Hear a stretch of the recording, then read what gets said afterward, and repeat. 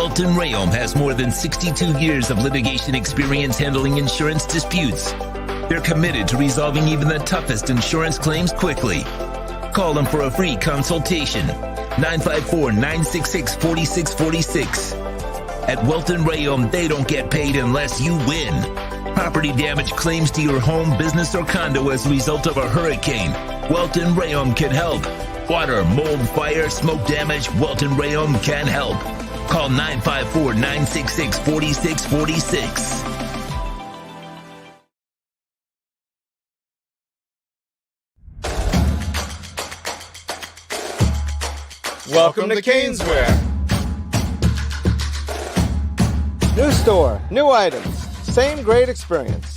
Family owned and operated since 2010, Caneswear has the latest merchandise from the Miami Hurricanes, Miami Dolphins, Florida Panthers, Inter Miami CF, and more. Come visit us at our store in Davie on University Drive, just south of 595, or online at caneswear.com. Caneswear, the spot Miami fans shop.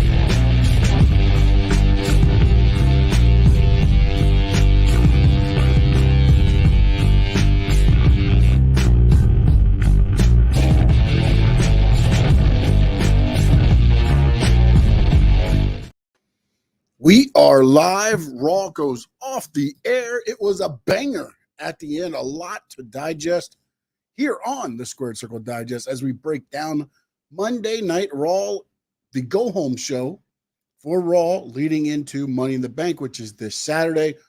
All of the qualifying matches are done leading up to SmackDown in Toronto. 5 p.m., a kickoff show.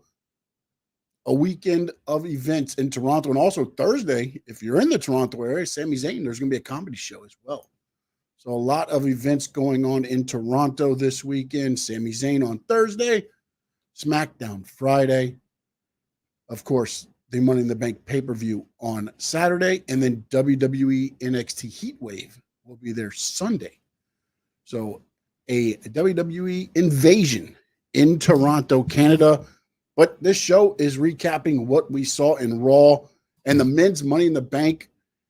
It is complete. It will be Jey Uso, Carmelo Hayes, Chad Gable, LA Knight, Andrade, and Drew McIntyre qualified on tonight's show. And in the women's, it will be Tiffany Stratton. Sorry, trying to read my own writing here. Tiffany Stratton, Lyra Valkyria. It will be Naomi. Also, Zoe Stark. And now I'm drawing a blank on the other name. So, but the women's are filled. Actually, it's Io Sky is the one that I missed on there. So I apologize there. So the women's is filled up tonight. It was Zoe Stark punching the ticket. I was hoping it was going to be Dakota Kai. I wanted Dakota Kai to win that match and start a little bit of a singles run, maybe cost Io Sky at the Money in the Bank pay-per-view. But hey, Zoe Stark wins it, and then you saw later on in the show, Damage Control still having issues with Lyra Valkyria, and then also Caden Carter and Katazana Chance. So it'll be a long-winded show here as Raw, a lot to unpack. Started, I thought, a tremendous camera shot. It was them kind of going through the crowd, and then Jey Uso was walking through to get to the ring. And of course, he did his entrance, yeeting all over the TD Garden in Boston, as it was emanating from the place where the championship was just won. Confetti still falling from the rafters during Raw. But Jey Uso gets down to the ring and he's doing his yeet stuff. And of course, Chad Gable comes out and he says, you know, he might be full of yeet, but he is a miracle because of surviving the Wyatt Six, his family leaving him. And then he goes in on Jey Uso and says, you know, you stole the Fireflies, which at that time, Jey Uso says, hey, they can have the Fireflies. I'll take the cockroaches and whatever, every other bug that he could name. Chad Gable says his piece, goes to leave, gets super kicked actually, and then he's leaving and the lights start turning off. And let me tell you something. The one thing that is very interesting with that they're doing with the Wyatt Six is all of this is being done live as it's going on. There's a spotlight following Chad Gable as he's backpedaling, walking slowly through the crowd, trying to figure out what's going on. He goes to the left side facing of the curtain. There's a member of the Wyatt Six there. He starts walking through the ladder area, the entrance ramp, gets to where the entrance is, another Wyatt Six member there. Backpedals, looking at, gets to the far right side. You got it. Another Wyatt Six member there. Chad Gable jumps over the barricade, runs up through the crowd to get out of there. Then they go back to the ringside area, and Nikki Cross is delivering another box. And of course, Michael Cole. And again, Pat McAfee was out, and condolences to his wife's family and him as well. Corey Graves was in on Raw. And Michael Cole opens up, and another VHS tape says, "Play me." So, of course, they hand it off later on in the show. We'll dive into that a little bit on this show. And then I want to dive into it a lot more tomorrow night with Frankie on the Squared Circle Digest. You can hear right here at 7 p.m. on the Stanley Media House Network YouTube channel. So that ended that segment. They come back, and it's Xavier Woods with Karrion Kross. And listen, I like the way that this story's going with the New Day. I just don't know.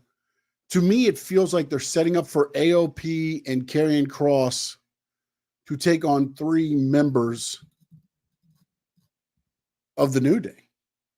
And I know this is probably wishful thinking, that I'm hoping Big E comes out to make that save with Kofi. You know, he's in the arm bar, and I just kept waiting for, it's a New Day. Yes, it is, the hit. And it never did this time.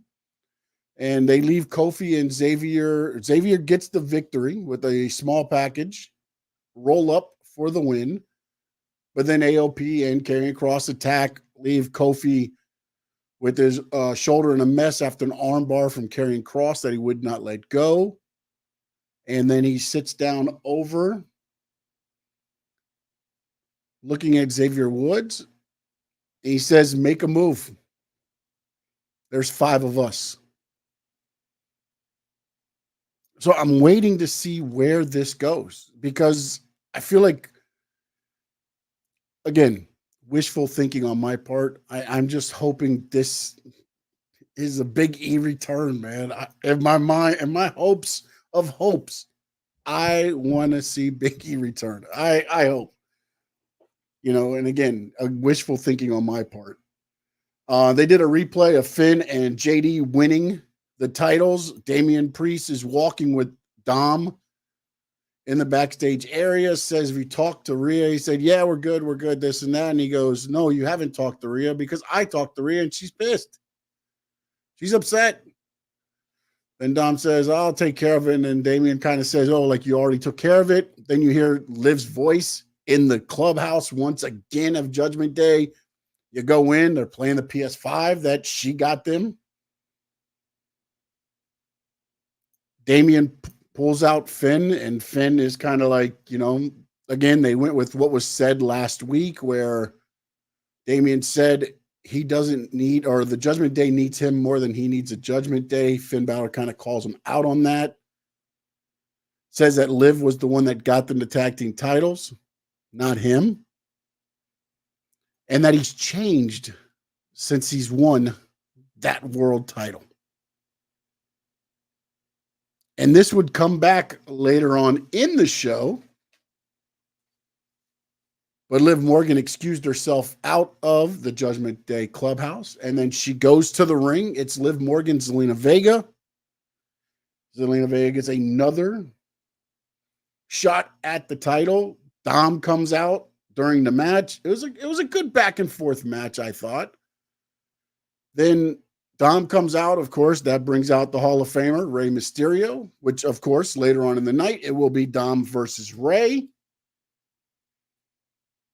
Liv, during the match, is hitting moves and then blows kisses to Dom. And let me tell you something. Dom with the facial expression. It's like I don't want it, but then he does that little smirk where it's like, yeah, but I like it. You know, his facial expressions are everything on this. And that mustache, man, that kudos to Dom, man. Not only is he becoming, you know, good at the craft of wrestling and being who he is and with the character development that he's going on, and just the mustache game is there, man. The stash game is there.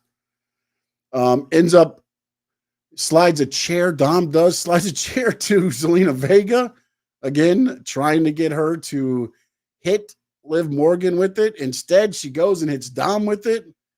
Dom falls down. Liv hits Oblivion on Zelina as she was in the ropes yelling at Dom. And there was the pin. And then at the end of that, she gets interviewed as they're walking back. She gets stopped. Dom keeps going back through the curtain. And she's asked if everything is going to plan as on the Liv Morgan Revenge Tour. And she said, yeah, everything is going as planned. And it's always dedicated to my daddy, Dom. And let me tell you something, man. They are pushing that merch, right? That shirt. They got a shirt now with the kiss on it. They did 3 promos during the show leading up to the main event with Dragunov, Sheamus, and McIntyre. Man, tremendous. And now Drew's got the new shirt that's got DM Hunk on it now as well. So, man, dude, I'm loving everything about this McIntyre and Punk thing. And I'm going to cover the match at the end and what he said at the very end. I just wonder how this is going to play out, because you know that it's going to play out somehow with CM Punk in this. And don't forget, tomorrow, 7 p.m., we will do the predictions as well for Money in the Bank. And we'll probably hit NXT Heat Wave as well. Or no, not NXT Heat Wave, because Frankie does that on his other shows. But we'll get some NXT Heat Wave results on the channel before the Sunday show. Seth Rollins out next. And it was interesting because he gets into the ring and he does the normal babyface thing, talking about Boston and how they know championships and he's going to win the championship. Finn Balor comes down and says that, you know, he's the reason Damien's changing and it's all Seth's fault. Seth kind of gets in the face like, hey, if you want to go, we can go right now. Damien's music hits. Damien's like, I don't need you in my business. I can handle my own business. Finn ends up kind of hitting Seth from behind, and then Seth is, you know, kind of beating up, or sorry, Finn Balor is beating up on Seth, and Priest pulls him off, and then Priest hits a super kick, which puts, Seth Rollins hits a super kick on Priest. Down, he bumps into Finn Balor. Finn Balor goes to all four. A stomp from Seth Rollins. He gets up, turns into the finisher from Damian Priest, the world champion.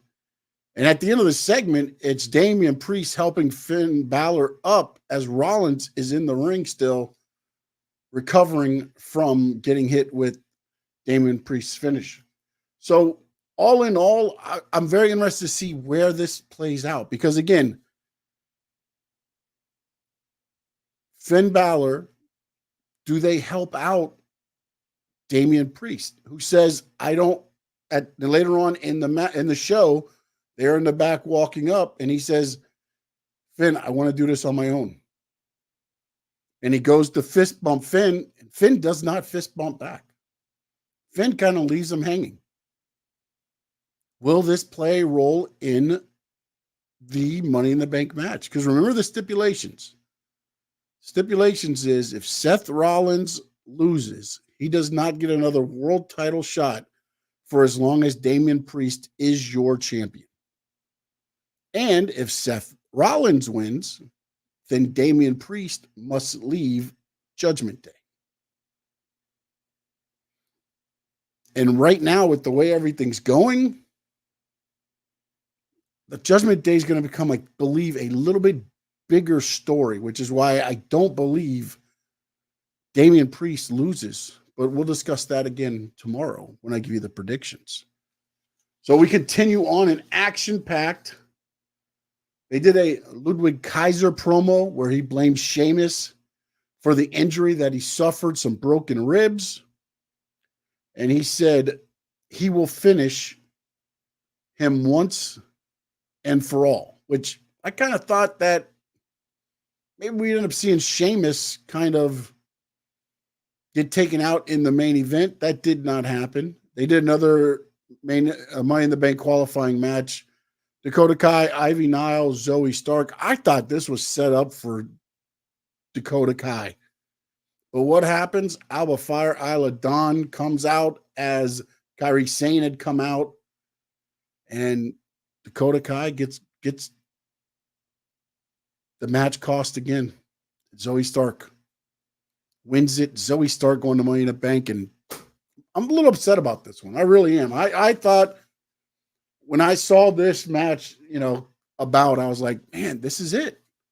This is the match where Dakota Kai can get a little bit of a run going here. Throw her in the match with Io Sky. They got to kind of battle each other, figure out which way they're going to go. Dakota wins it, maybe. Io wins it, vice versa. They cost each other. A little bit more rumblings within Damage Control. A lot of little elements that you could add there. Then they go with the VHS video number 2. Again, it's Bo Dallas talking to Uncle Howdy. And Howdy was like, Bo, we don't call him Bo, but he says, you think you're great? You think you're special? And then Bo Dallas says, I am the voice of the reckoning. And Uncle Howdy responds, I am the reckoning.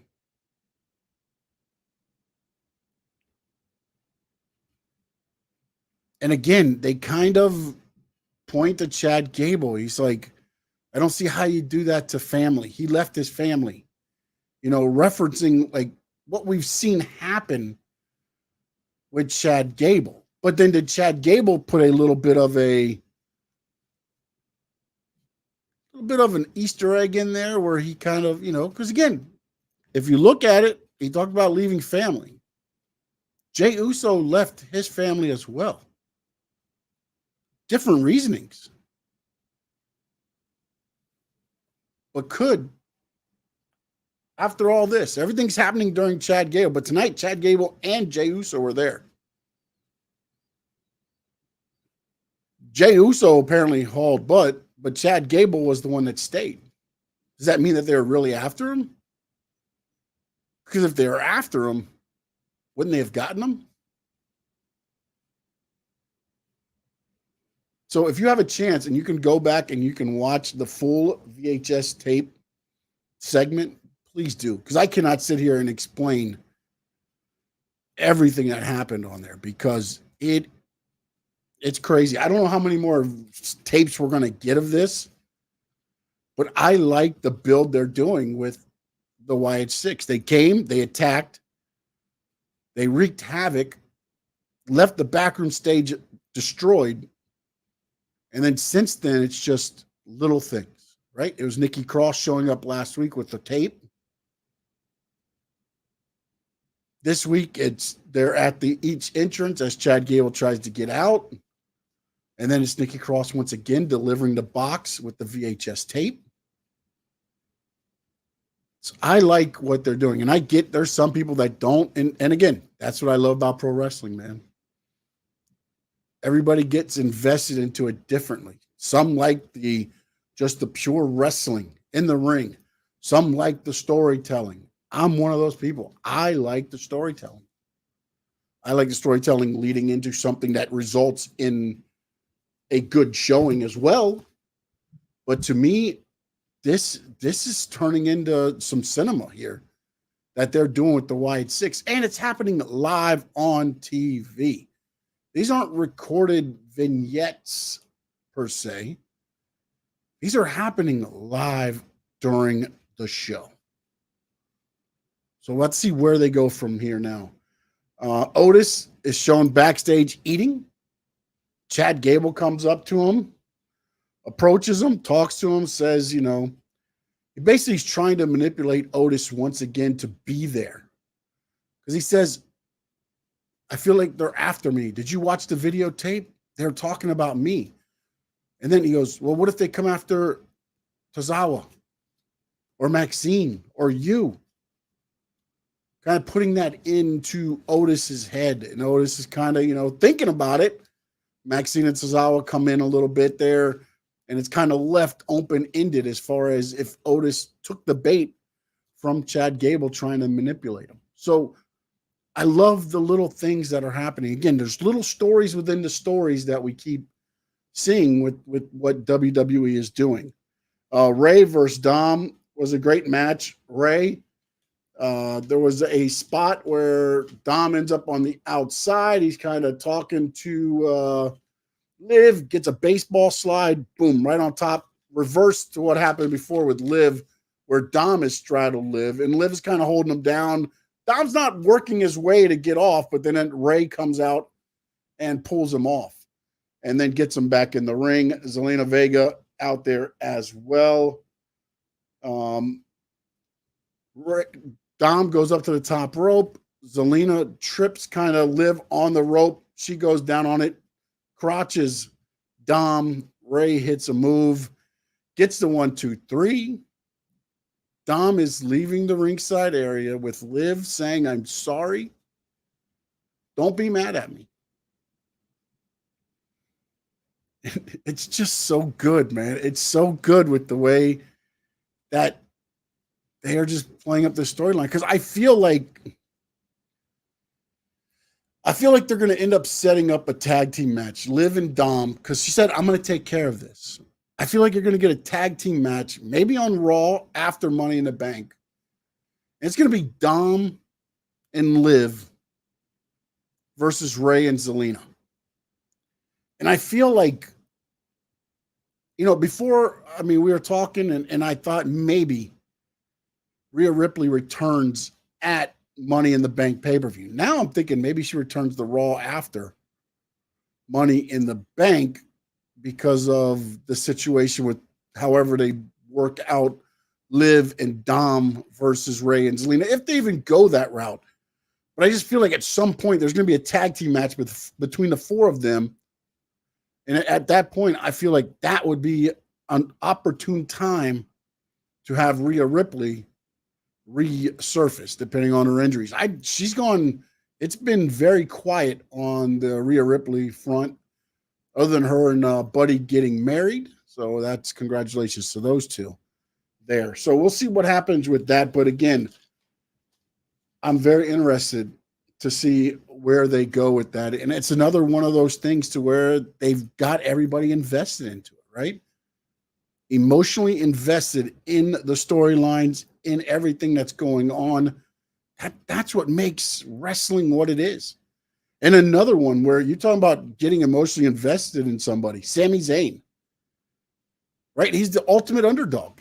And once again, he's going to be the underdog. He said, you can keep putting me down, but I'm going to get up. And I'm going to keep getting up. Tonight, Braun Breaker spears him as he was acting like he was leaving the ring, turns around, spears him. Sami Zayn rolling out of the ring, gets to the apron, falls down to where he can pull himself up. Again, saying, I always pull myself up. No matter what you do, you're not going to keep me down. Braun sees it. He's going up the aisle, kind of looks back, does the sprint to spear him again, leapfrog Sami Zayn, bam, right into the steps.